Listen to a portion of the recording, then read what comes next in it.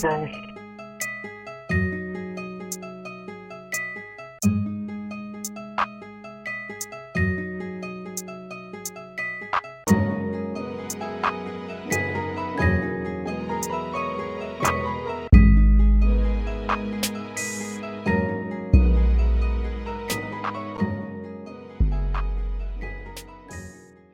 Because they teach us straight up, they lie to us that Columbus introduced corn to that side of the world when he came to America and he brought it back with him. All right, so we know the fairy tale. Now we're going to show you some other documents, some other records, some other research. We're going to see how corn is all over the old world, the so-called old world. Man Across the Sea, Problems of Pre-Columbian Contacts by Carol L. Riley, J. Charles Kelly Campbell. It says here, pre-Columbian maize in Asia, maize. All right, so maize is an American plant, but there is considerable evidence that maize was cultivated in Asia even before Columbus discovered America. Because maize is incapable of self-propagation, its presence wherever it is found implies an introduction by man. Okay, it doesn't grow in the wild. It needs man to grow it. That's what it's telling us, okay? The issues of who initially brought maize to Asia and by what routes are, however, beyond the scope of this paper. C. Jeffries, 1963. The antiquity of maize in the East Indian archipelago had 150 years ago impressed Crawford, the British resident at the court of the Sultan of Java in 1808. As a result of his investigations in the Indian archipelago, Crawford was convinced that maize had been cultivated there before the discovery of the Americas and concluded that maize was indigenous to these islands.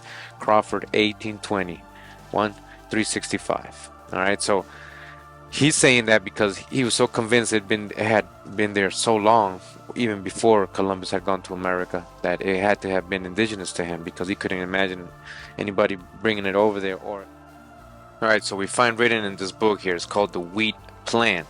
Its origins, culture, growth, development, composition, varieties. It says Indian corn, its culture, etc. This was written in 1860 by John H. Clippart.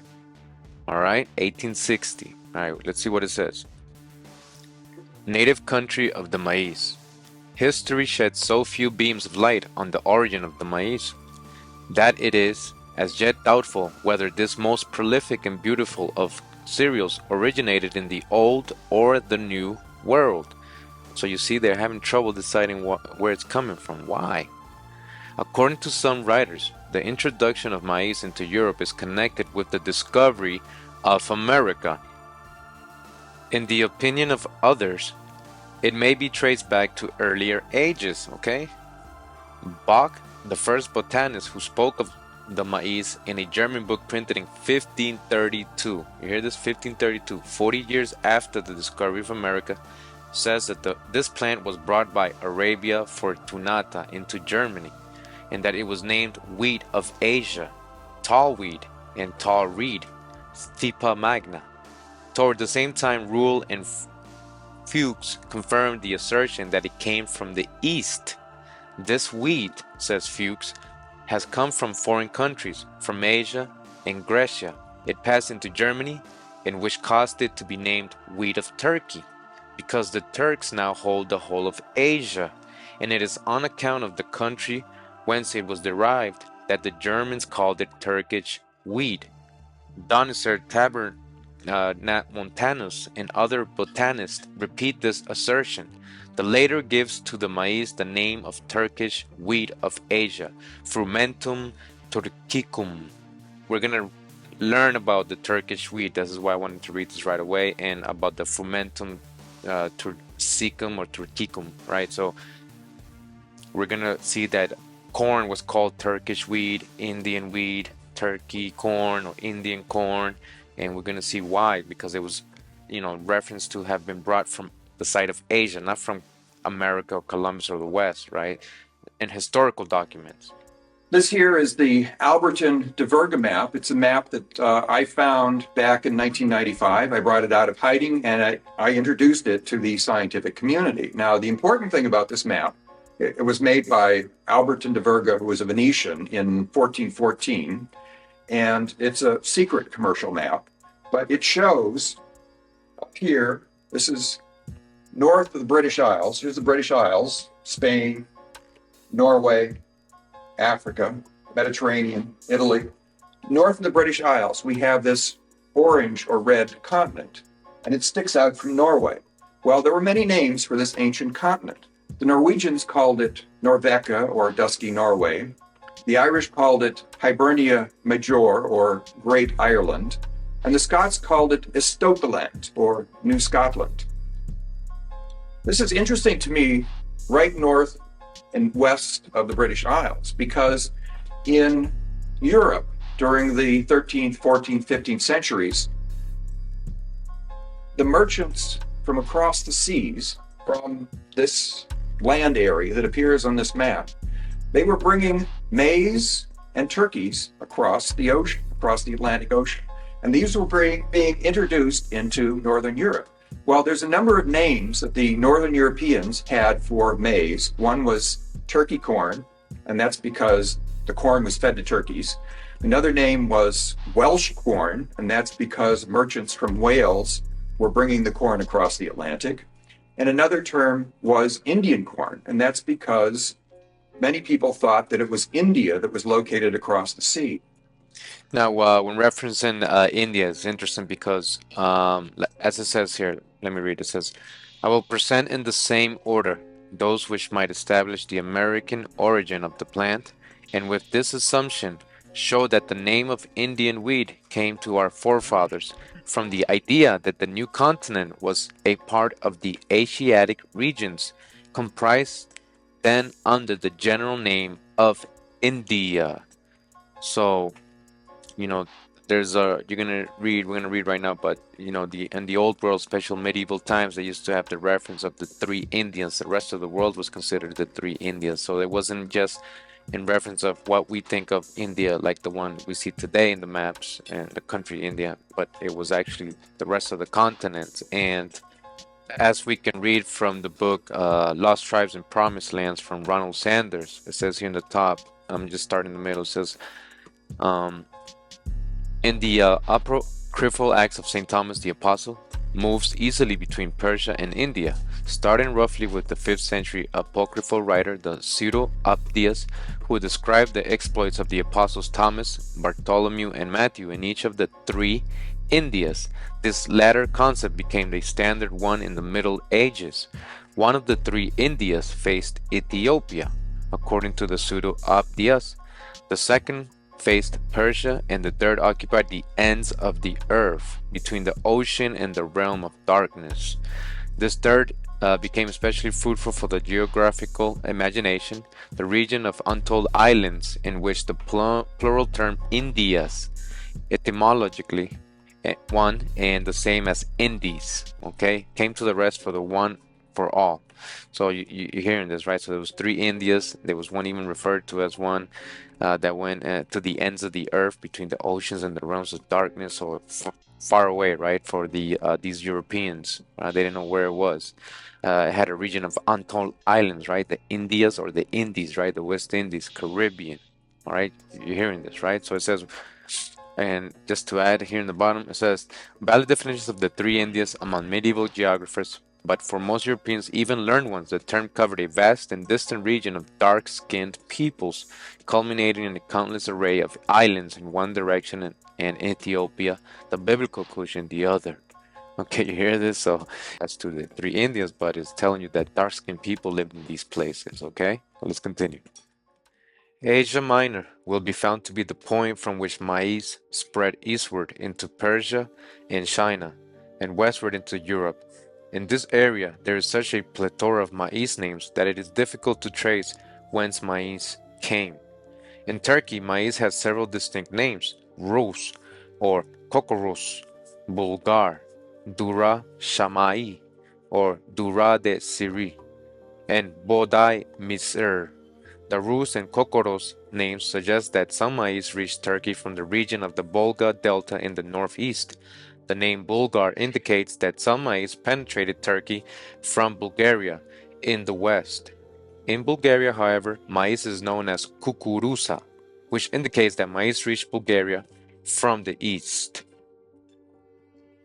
The names Durha Shamai and Dura Desiri mean sorghum of Sham, a city in Syria called Damascus by the Turks. Bodai Misr means wheat of Misr or Egypt. Here the name suggests that some maize entered Turkey from Egypt.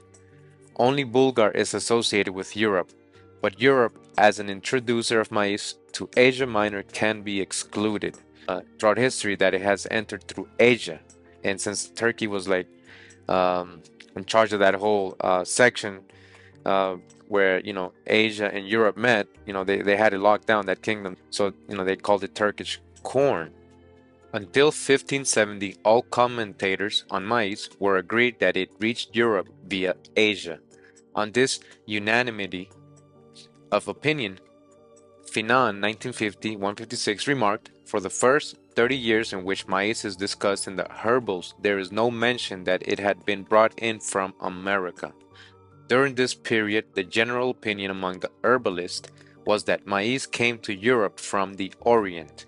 It was not until 1570, with the herbal of Matthiolus, 1570, page 305, who had seen the text in Oviedo's General and Natural History, that an American origin for maize is suggested." All right, so you see this, okay? So this is not just me making up things.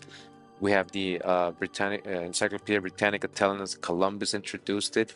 You see how they lie to us, right? And it's our fault because we keep believing them and we keep allowing them to do this, man. But we have all the information available for us to research and study. I'm just scratching the surface here. You see, it was unanimity, that big word right there, unanimity of opinion, right? That for the first 30 years in which maize is discussed in the herbals, there is no mention that it had been brought in from America.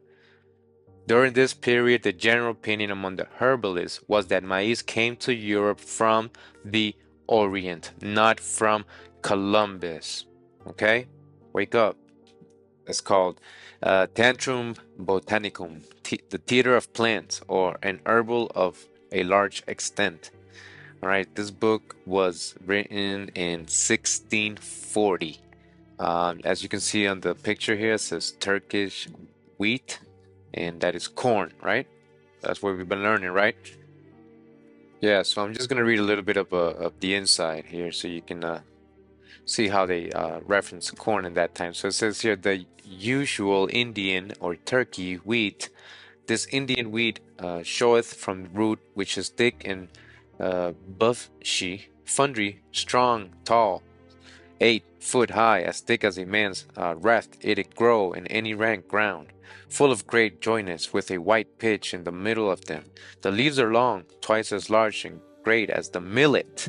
At the tops come forth many feather-like spring, bending downwards like unto the top of millet, which are either white or yellow, or blue, as the grains in the ears will prove. So they're talking about the corn, the ear, right?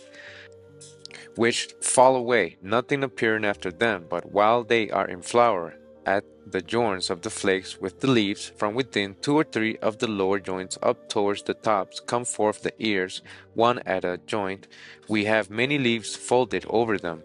So the leaves that cover the corn, smalleth at their top, with a small long buff of threads of hairs hanging down at the ends. So it's talking about the hairs that stick out of the ears, right? Which when they are ripe are to be cut off, which falls off the leaves, being taken away. The head appeareth much like unto a long cone or pineapple, set with 6 or 8, 10 rows of corns, orderly and closely fed together, each being almost as big as a peas, not fully round. All right, so you get it, right? Turkey weed. Regarding the name, right? It says the names. It is very probable that this grain is that which Theophrastus makes mention of to grow in Baelia. It says which he says was reported to be as big as olive stones in Pliny, right? Pliny, right? You guys know a Roman guy, Pliny. It says, following him related the same thing out of him. So he's saying the same thing, that it comes from Valeria, right? And that they're really big. But alters the olive stones into ears of wheat. So he says that instead of that, he says olive stones, he says they're ears of wheat. Well, changing corn into wheat. So which show us how subject it is to error. All right. To go upon here, say, and bear report. So this guy in 1640 is saying, look, they're calling it wheat, and that's error. All right. He's telling you 1640. Says, for Theophrastus relates the greatest of the grains, but by report which might increase by the way as it did between Theophrastus and Pliny, his time, to be as big as wheat ears. Matthiolus, Dodeanus, and Lugdunenphis and others condemned Fuchsius for calling it frumentum turcicum. Right, we know that's corn. We learned that earlier. According to his country's dialect, are found more just to be blamed themselves. For no doubt, this very Indian wheat, which plentiful is found to grow in all the tract of the West Indies, yet not found naturally in any place, but planted everywhere by the natives, and is the same with Theophrastus and Pliny. Their frumentum or triticum and milbum matrinum indicum. They of the wheat Indies call it maize generally. Okay, so look, they're saying that they're Pliny's and Theophrastus are talking about the same thing, and they're saying that the Indians, the same thing they're referring to as fermentum triticum. They said the Indians, right? They of the West Indies, those of the West Indies, right? The third India. It says they call it maize generally. The laugh said, only remembered by Tabermentinus and Barbinibus after him, which Acuelta says the Spaniards in the Indies or the Indians call moroche.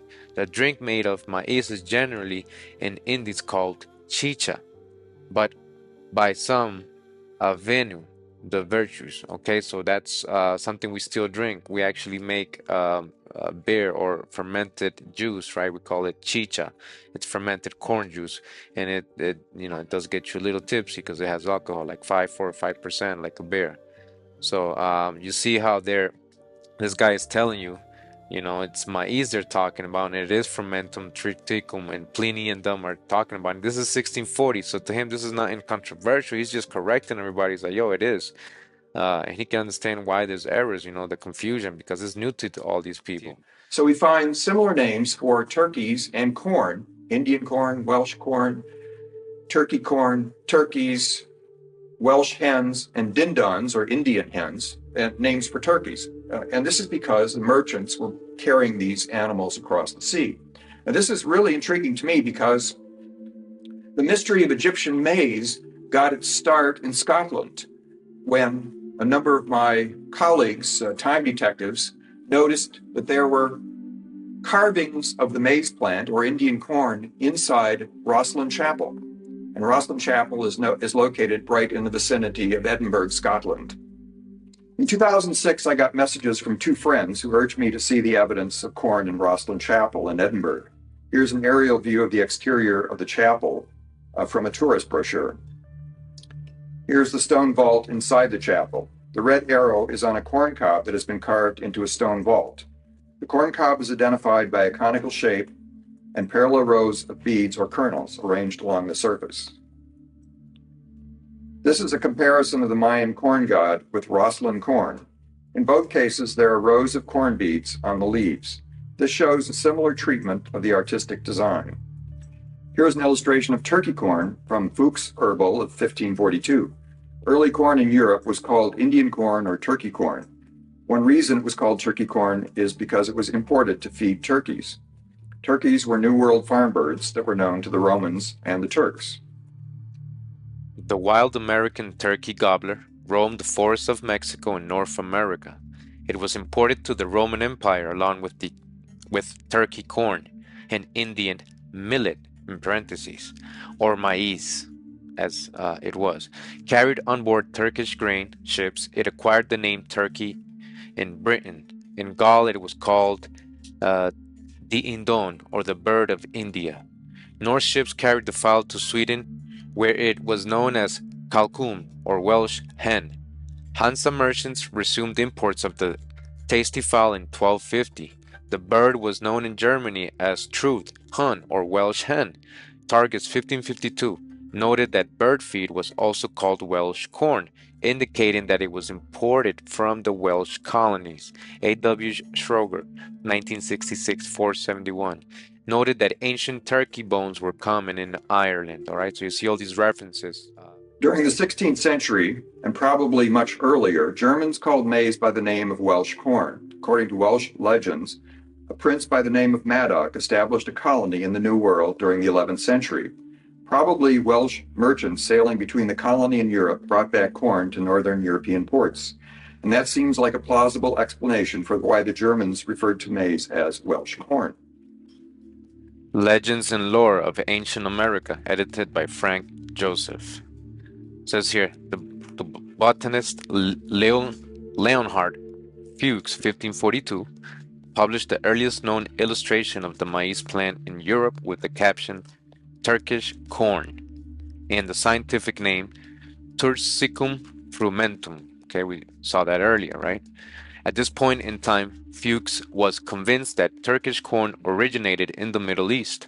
All right, so he's really convinced that this didn't come from America, or it was brought from Columbus. And this is in 1542, right? All right, so remember, before 1570, everybody concluded unanimously that it came from Asia. Okay, remember that. All right, so let's continue. At this point in time, Fuchs was convinced that Turkish corn originated in the Middle East, from where it was shipped to European ports. There is no historical indication of any suspicion among the botanist associates that this common feed grain might be a New World import, okay? A variety of other names given to the plant suggest multiple sources for early maize in Europe. Along the shores of the Adriatic Sea in Italy, a mysterious import, probably maize, was known as grana de Brasil, or Brazilian grain. This name was mentioned in a commercial contract dated 1193. Okay, you see this? Between the Duchy of Ferrara and a neighboring town.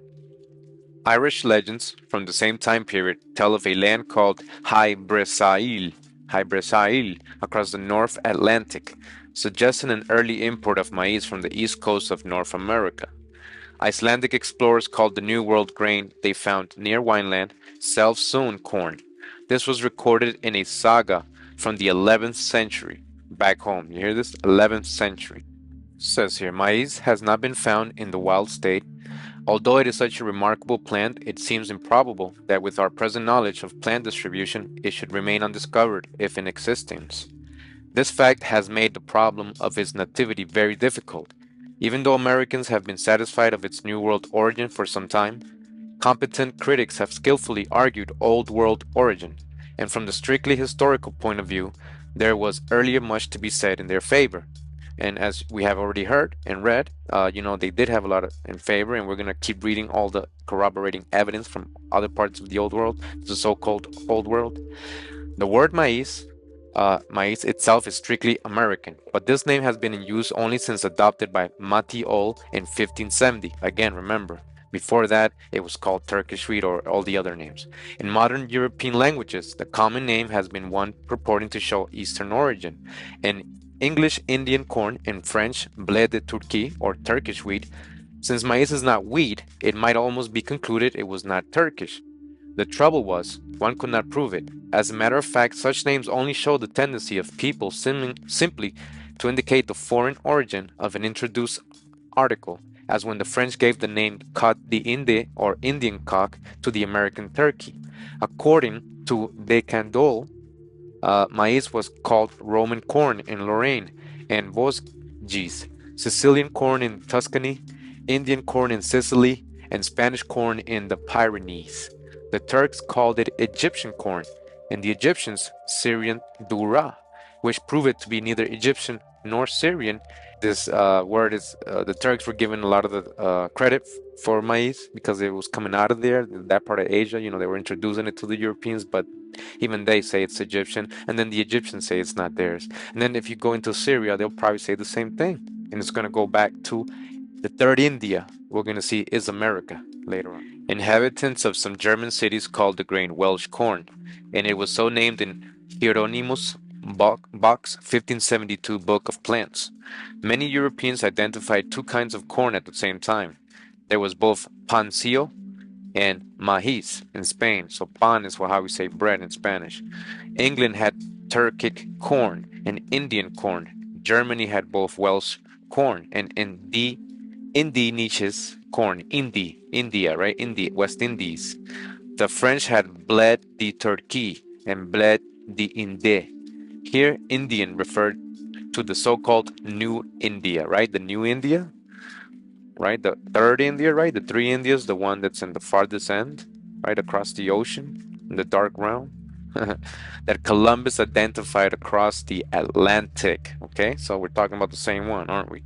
And that he had named in accord with Roman traditions. So he named it New India because Romans knew it was called India. They had it in their maps. We showed you Macrobius map, right? And the Greek maps, right? Such multiple names are not consistent with orthodox assumptions that maize was introduced from a single source, such as Spaniards returning from the New World.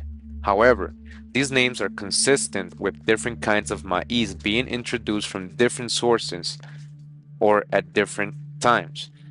Venice was in active commercial contact with the Ottoman Empire. Turkish were nowhere as well known as Venice, and nowhere north of Venice was such information better known than in the towns of South Germany.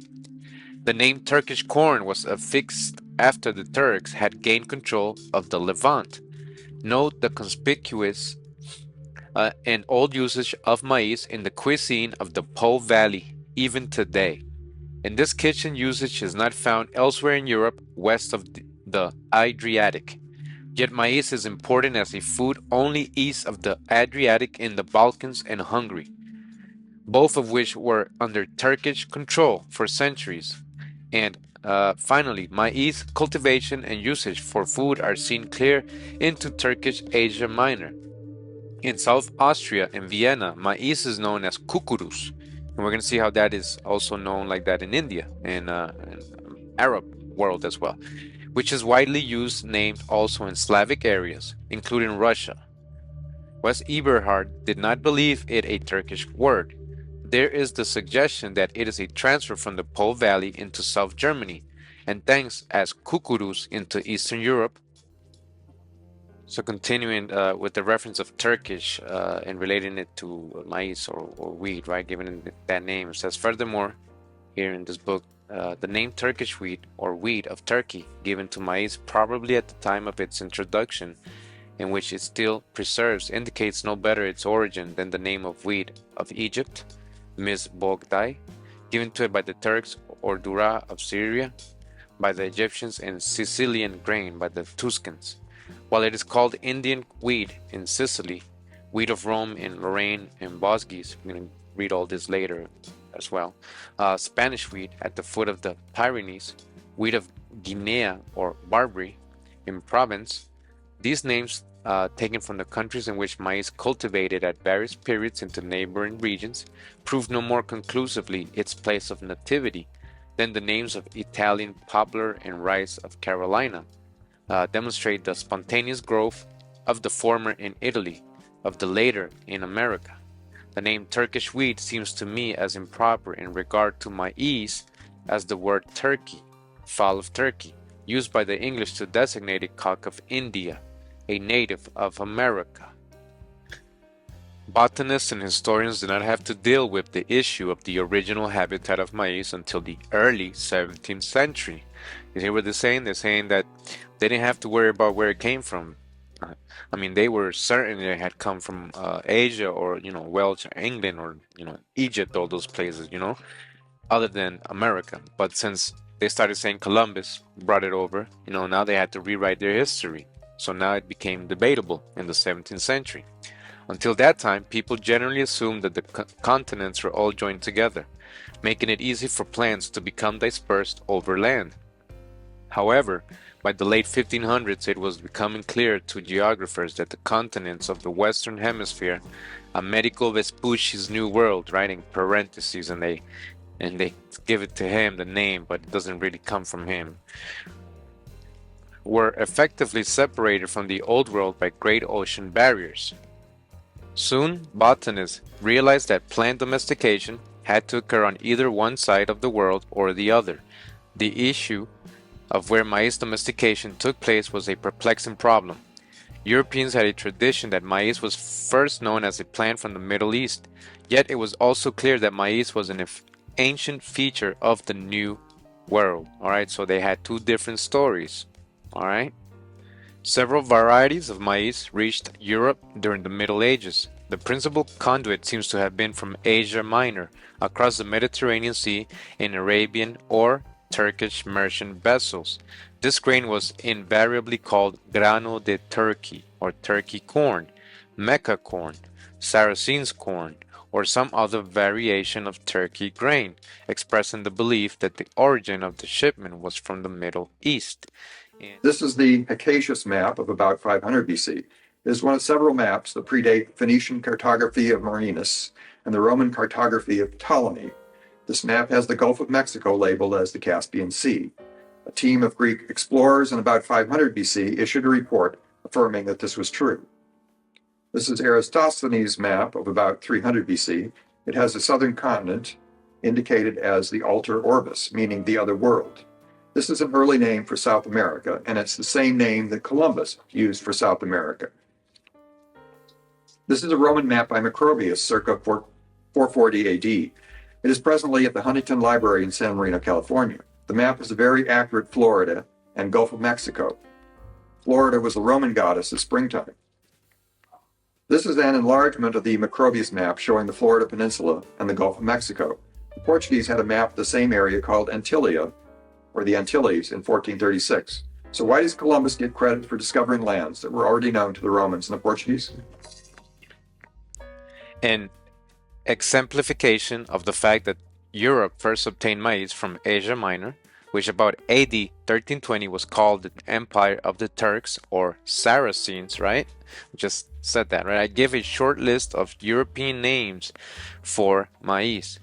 Italy has grano turco, grano saraceno, frumentum saracenium, frumentum asiaticum. Great Britain has Turkish corn and Tartarian wheat. Holland, Turks Tarvor. Germany, Turkish corn. Sweden, Turkish huidi. Russia, Turetski shelsk. Greece has arabosit. France, blé de Turquie and blé de Astrakhan. Morocco, shurquilla. Europe has maize names associated with Asia. Asia, with the single exception of Bulgaria, has no maize names associated with Europe. Those who claim that maize was first introduced into the Old World by Columbus, an employee of Spain, will find it difficult to explain why Spain, of all places, an early name for maize was, according to Kulak in 1849, page 831, trigo de Turquía. So he's saying even Spain didn't call it American corn or Indian corn from America or from the New World. They were calling it trigo de Turquía, or grain of Turkey, or Turkey corn, right? So in spite of this evidence for the movement of maize from Asia Minor into Europe and into Spain, evidence available to any botanist, the late Professor Merrill, 1954, page 290, clung to the surmise that it was only after maize had been introduced by Columbus into Spain that maize moved into the eastern Mediterranean and from there along the old Silk Road. So he continued to hijack this Professor Merrill, right? Probably a Freemason that doesn't want us to know the truth. It says here, Investigations in the Indian Archipelago by Crawford. It says he was convinced that maize had been cultivated there before the discovery of the Americas and concluded that maize was indigenous to these islands. Crawford, 1820, volume 1, 365, he wrote, after rice, maize or turkey corn, maize is the most important production of agriculture among the great tribes of the archipelago. The word jegun, which I imagine to be purely native, is the term by which this plant is known. From one extremity of the archipelago to another, there can, therefore, be little doubt, as in the case of rice, that one tribe instructed all the rest in its cultivation. As far as a matter of this nature is capable of demonstrating, it may also be conjectured that maize was cultivated in the Indian islands before the discovery of America, and that the plant is an indigenous product. Says here, maize introduced by the Arabs. What was the tribe that introduced maize under the name of Jagun to the Indian archipelago? Arab trade by sea and land shows that Arabs were the distributors. Hence, a preliminary study of such trade is essential. Herf and Rockhill, 1911, page 14, wrote, by the beginning of the 7th century, the foreign colony of Canton, mostly composed of Persians and Arabs, must have been a numerous one, for Islam seems to have been brought there between 618 and 628. By the middle of the 8th century, the Mohammedans at Canton, which they called Kanfu, had become so numerous that in 758 they were able to sack and burn the city. The Philippines and beyond. The evidence of Magellan's voyage showed that his arrival in the Philippines had been preceded by the arrival of Arabs. The early arrival of the Arabs offers an explanation for Magellan's finding maize there as a cultivated crop. On April 7, 1521, Magellan's ships anchored off the island of Cebu, and according to Robertson's translation, 1906, Volume 1, 135, the Moro, right, merchant said to the king, these men are the same who have conquered Calicut, Malacca, and all India Maggiore. Moro is a form of the word Moor, used to designate Arabs and Muslims. And going back to this book, it says here, Scandinavians called the grain, again, turkey corn, possibly because it was fed to the turkey fowl. This New World bird also reached Europe in ancient times. Thus began a tradition in the northern countries that turkey corn was unfit for human consumption, yet it made excellent feed for fowls and pigs. The earliest reported name for maize in Portugal was Milo Marroco, or Millo, or corn of Morocco. All right, we just read about the Arabs, right, in the Indian archipelago, which suggests that the Portuguese first got maize from North Africa. It says here, Maize and the Mande myth by M.D.W. Jeffries, right? So it says the Mandi, or Mali, or Mal, or Mandingo, a people occupying what has been called the Buckle of Niger, have a beautiful and complex creation myth that includes the appearance of Maize and its eastward migration with them down the Niger to Lake Debo. So, the appearance of Maize, right? And their eastward migration, right? So if you're going towards the east, that means you're coming from the west. What's west of Africa? America, right? In their complex creation myth that includes the appearance of maize and its eastward migration with them down the Niger to Lake Debo, the occurrence of the myth in groups now widely scattered in the Sudan suggests great antiquity, alright, long time ago, great antiquity, and where migrations can be dated a time long before the discovery of America is implied, okay, another source here, alright, way before Columbus discovered America, these Mandinka people had corn already. And North Africa had corn already. This implication casts doubt on the traditional view that maize was introduced into Africa by the Portuguese after they had obtained it from the New World. All right. And just to continue here with West Africa, it says here the plant was known in West Africa as Maize. We heard that earlier, right, from Egypt, the Arabic word for Egypt. In a letter dated 1514, the trader Goncalo Lopez mentioned his receipt of red corn from Sierra Leone. John Locke, a 16th century mariner, described a weed on the west coast of Africa in 1554 that had ears with more than 200 kernels the size of peas. British seaman Andrew Battrell, 1591, wrote about wheat in Angola that was also known as Guinea weed, a common European name for maize in Guinea. The natives called this grain masa maputo, Maize was called Plau Eub in Sangwai and Makari in Fuli along the Niger River. In both places, maize was a central part of the culture and religion.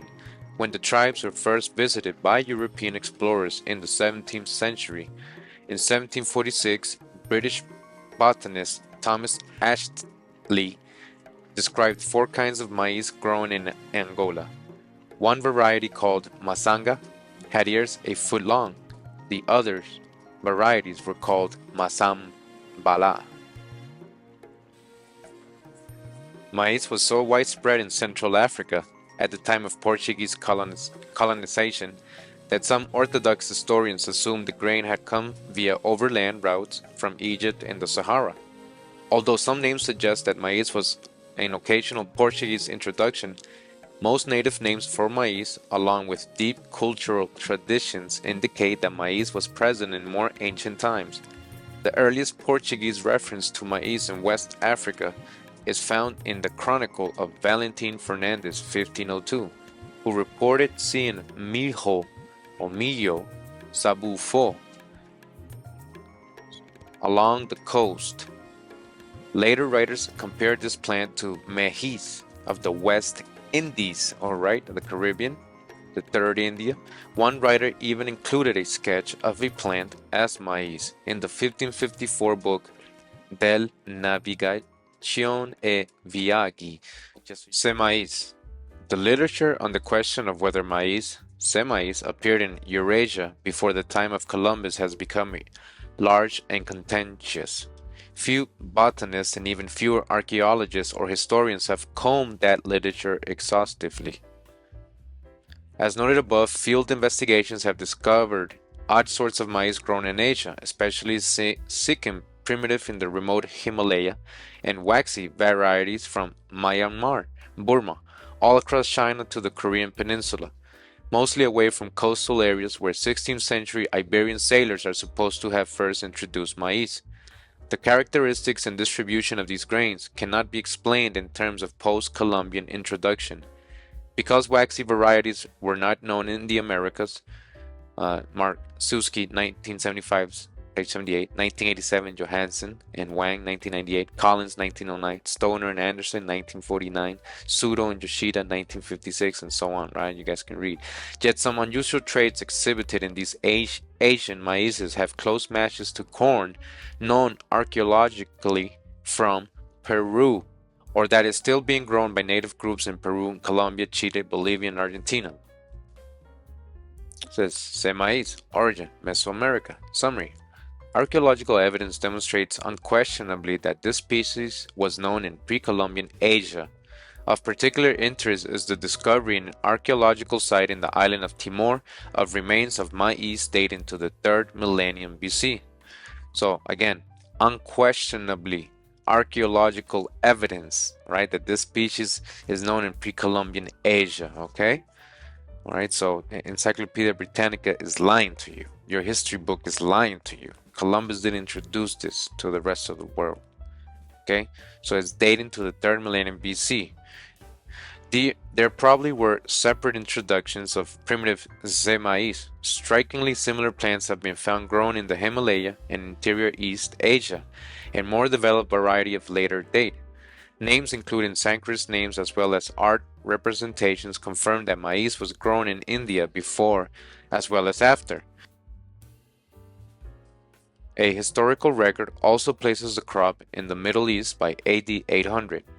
Maize may also have reached Eastern Europe as well as Africa in pre-Columbian times, although its immediate source may have been India, Middle East. Okay, more references here. It says here, case 1, transfer America to Southeast Asia, time of transfer by 3rd millennium BC, it says here. It says case 2, America to India, and perhaps then to China and the Middle East by the 1st century BC to India. Grade A, it says. Case 3, transfer America to Eastern Europe. All right, so those are kind of like the 3 we've been actually reading about, those kind of 3 possibilities, and could have been all 3, because, at some point they were all connected. Even when they wasn't connected, the lands, these people were traveling back and forth, all right? And returning to this book, it says here, The Treatise of Natural History by Li Chi Ching, written toward the middle of the 16th century, marks the existence of the maize in China, within a time so close to the discovery of America that this event must not be connected with the introduction of that plant into Asia. All right, so they're saying it's too close for it to have developed, for them to have to learn how to cultivate it and become part of their diet and everything. It was too close. It says here, in conclusion, the maize found at Thebes within a mummy's coffin after a lapse of 30 or 40 centuries would be a precious but solitary relic which would prove that maize existed in Africa since the earliest time. These various points being admitted, there is enough to conclude that maize was known to the Old World before the discovery of America, that probably the Arabs or the Crusaders introduced it first into Europe, and that subsequently the discovery of America gave occasion for another introduction and wider extent of cultivation of this plant, heretofore confined within narrow bounds. Back to Gunnar Thompson here, it says, China. Chinese sources provide the earliest documentary indications so far of pre-Columbian maize in Asia. Dui Vendak, 1949, page 30, called attention to the 6 Chinese expeditions by sea to East Africa between 1405 and 1422. Malinde was one of the ports visited. These Chinese navigators sent to China accounts of things they had seen. Dui Vendak, 1949, page 32, records that in the years previous to the arrival of a giraffe at the imperial court in 1414, several supernatural appearances had been reported, such as vegetarian tigers, extraordinary large ears of grain, sweet dew. Sounds like the sweet corn, right? At first, this Chinese report raises skepticism, but sweet dew was also described on the East African coast by Dos Santos in 1597. Vegetarian tigers is an obvious description of the zebra by those who knew only the striped Indian tiger. The skin of the Indian tiger and that of the African zebra are superficially alike. Each has dark stripes on a light background. One is a carnivore, the other a vegetarian. As for the extraordinary large ears of grain, only maize would fit the description. The size of maize would strike the Chinese, who according to Kendall in 1967, page 355, have annually since 2200 BC ceremonially sown 5 kinds of seeds: wheat, rice, sorghum, Setaria italica, and soy. None of these cereals carry extraordinary large ears. This date of about 1414 for maize is not beyond the realm of possibility for pre-Columbian maize in Africa. Jeffries, 1967. Continuing, says here, the Nanchen Xuanchu was also published in the Ming Dynasty, 1368-1644, and attracted the attention of European scholars. The date of the first introduction of maize interested hands who persuaded W.F. Mayers, Her Britannic Majesty's Vice Consul at Canton, to engage Chinese scholars to search Chinese records, including the Nun Cheng Xuanchu, the Kexing King Yuan, or Mirror of Classified Research, published in 1753 by Cheng Yuan Lung and the Peng Sao Kang Mu. Continuing, Hayden Geldern, 1958, page 369, discussing early maize in China, remarked, all these early Chinese reports on maize state consistently that maize came to them from Tibet in the western parts of China. They therefore call it, among other names, Si Fan Mai, Tibetan wheat. Of special importance is a statement by Tian L. Hen, Maize, Yumai, Imperial wheat, is produced in Tibet. Si Fang, its former name is Tibetan wheat, Fan Mai. Since it was formerly brought as tribute to the court, it received for this reason the name Imperial wheat, Yumai. Tian L. Hen apparently lived in the mid-16th century, according to Haney Geldern. So even the Chinese are saying it's not original to them, the maize. It's saying from Tibetan most likely. So I just wanted to read this real quick, referring to Tibet. From it says here, Marsuski, 1987, page 203, from the English summary, concerns an early transfer of maize across the Pacific from the Americas to Asia, or the opposite way. Supportive information includes the facts that among Mizo tribes and in Bhutan, cultivation of maize precedes in time rice cultivation, and maize plays an important role in local religious rituals and ceremonies. Johannessen reports, Personal Communication 2003, that the Tibetan Lamaist oral tradition, as told to Johannessen and Parker by high-ranking priests in Darjeeling, holds that maize was the first agricultural crop given to the Tibetans by God. Okay, so what is their first crop in Tibet? What was given to them by the gods? We're going to talk about this later about how the gods introduced corn, right, in a lot of mythology. But staying on topic here, says it was the first agricultural crop. It says, although the altitude is too high for the production of maize near Lhasa, maize is involved in worship there in the largest temple. This consists of the placement erect in a large basin of rice in front of the largest figure of Buddha, of the largest ear of maize that can be found in northern India. Look it up, people. And continue here, it says, maize has always been regarded as an alien plant in the Middle East and in China. Everywhere the names given to the plant identify maize as being brought in by traders from some nearby country or from far away. Usually the folklore associated with the alien grain specifies that the people who brought the maize arrived at some remote time in the distant past, alright? In the remote distant past. It was not the local historians in China who regarded the yumai, corn, as being an indigenous cultivar. It was the 17th century botanists who thought the maize was so thoroughly ingrained into the farming culture and the cuisine that it must have been there forever. So you see, the Europeans saw that it was part of their diet and that it was, everyday life for them, corn, maize in China, so that he thought it was indigenous there because it was obviously there before Columbus, right? So the peasants would have agreed with that assessment as far as they could remember. Their ancestors had always farmed yumai. Maize is recorded in Chinese Medical Encyclopedia of AD 1448, which gives detailed guidance on the curative use of corn, silk, and seeds. This would not have been true of recently acquired plant. According to Burkill, 1966, the reported treatment with maize products is still used in Southeast Asia for renal problems. Actual maize ears were reported taken from a tomb excavated in Sichuan province, said to date about 2000 BP Han Dynasty. The only documentation was in newspaper, but the find was known to a number of archaeologists. Because of the prevailing assumption by established scientists of a late date for maize, administrators did not allow the ears to be submitted for carbon-14 dating, as requested by the field archaeologists, and the specimens were discarded. So they didn't fit with history, the fake history they teach us. So they was like, no, don't test it. Just scrub it up, put it in a news article. Okay, that's enough. Let's just hide it. And continue here a little bit towards the middle. It says, some ancient maizes have likely existed in Asia for a long time.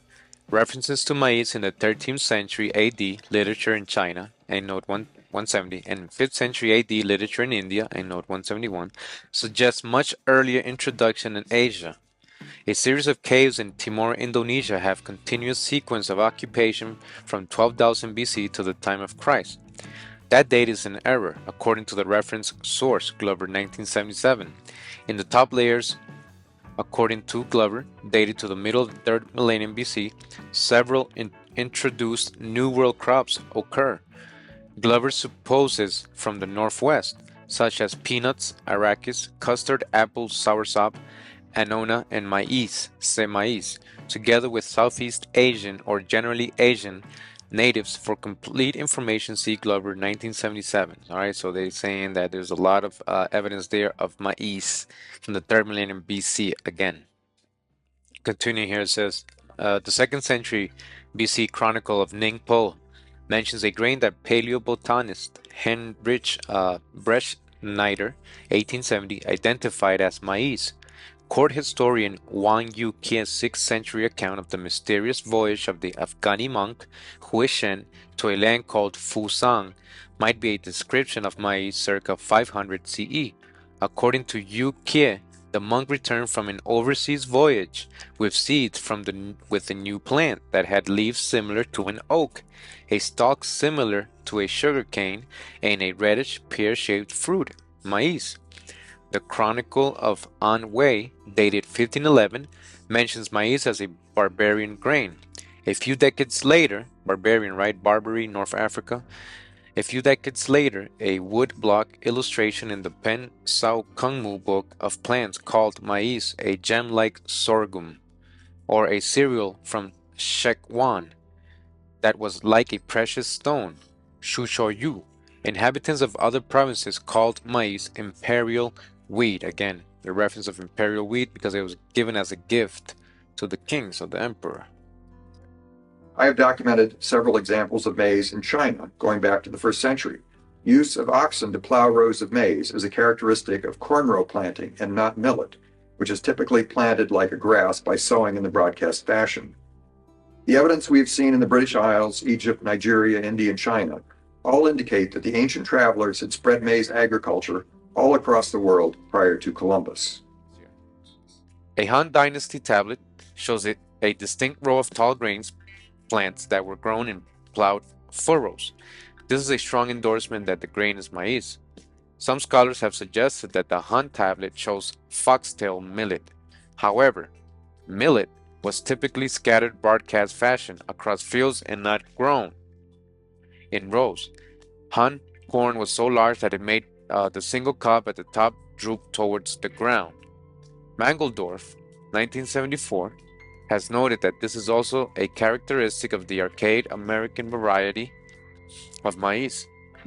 A Song Dynasty ceramic mural clearly shows a maize ear complete with a yellow cob and green husk leaves.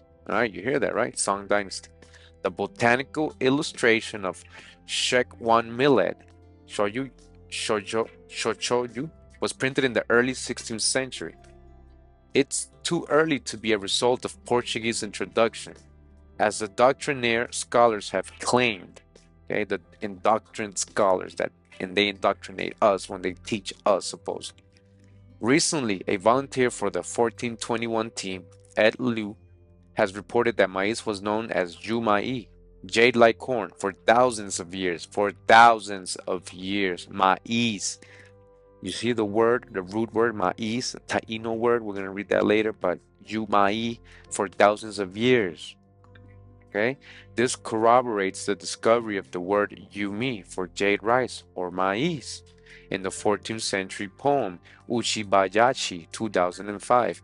Use of the word mai for maize suggests ancient contact with seafarers who used such words as mash, meshi, mush, or masa for cornmeal porridge. Very interesting words there, right? So from our past videos, right, we know what meshi, meshi means, right? Moses, Moshe. The Portuguese name, Milo, is absent, even though Orthodox historians assume Portuguese traders introduced the new grain.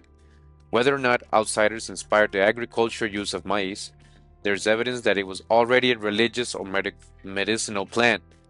Statues found in Buddhist caves dating to the 6th century have garlands over their shoulders that were made to look remarkably similar to maize cobs.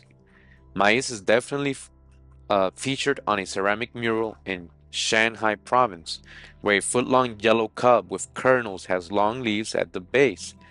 California State University professor Sidney Chang identified the mural as 9th or 10th century design. In 1422, Chinese naval officers reported seeing extraordinary large ears of grain on voyages to Africa and India. Thus, the Khan's mariners had ample opportunity to bring home samples of maize already grown in the Old World. Okay, you see all these accounts, right? It says here, an encyclopedia of plant diffusion. This book should end the controversy over early voyages to the New World. If the mainstream professors ever become bold enough to look through Galileo's telescope, at 600 pages, the book is crammed with scientific information regarding cultivated plants that the ancient mariners took back and forth across the oceans. Maize is only one of many vital crop plants that made the journey. The authors give evidence showing conclusively that maize, peanuts, potatoes, tobacco, cocaine, hashish, sunflowers, gourds, chilies, cotton, and grain amaranth were among the plants that the ancient travelers brought across the seas. With respect to maize, the authors include a photograph from a stone bas-relief carving made in Java that distinctly shows the maize plant over 500 years before Columbus. Okay, another source here. Another photograph shows a Han Dynasty ceramic bird that was modeled over a corn cob almost 2,000 years ago. When the mold was fired, the corn cob disintegrated into ash, leaving behind a distinct impression of the ancient corn cob. The mold is now in the Xinjiang Archaeological Museum, 493. Several of Johansson's photographs, all right, we're going to go into Johansson's again, right? This great researcher, and the research he did in India, right? Says he has photographs of stone-carved maize plants from central India, dated from 1100 1300 AD. They're also included. They show the distinct features of corn silk, husk leaves, conical cobs, and parallel rows of kernels. Staff at the U.S. Department of Agriculture office in Ohio, 2008, stated that maize is what is represented in all specimens displayed on the Indian temple art. He proved it, man. I mean, it was right in front of us this whole time, right? But we were indoctrinated. We were told it was something else. Myth, legends. Clearly, again, it says here the U.S. Department of Agriculture office in Ohio, right? 2008 stated that the maize was what is represented by all specimens displayed on the Indian temple art. There's no doubt, all right? This is before Columbus. Your teacher's still lying to you. Your Encyclopedia Britannica still says Columbus brought it over there. Your professors in college still follow that. And all the botanists who follow the Columbus doctrine also are lying to you. It's right in front of them. If I could figure this out, they could too. I don't got no college degrees. They studied. How come they ain't saying this or reading this or putting this together like I am? Alright, so where is the conspiracy?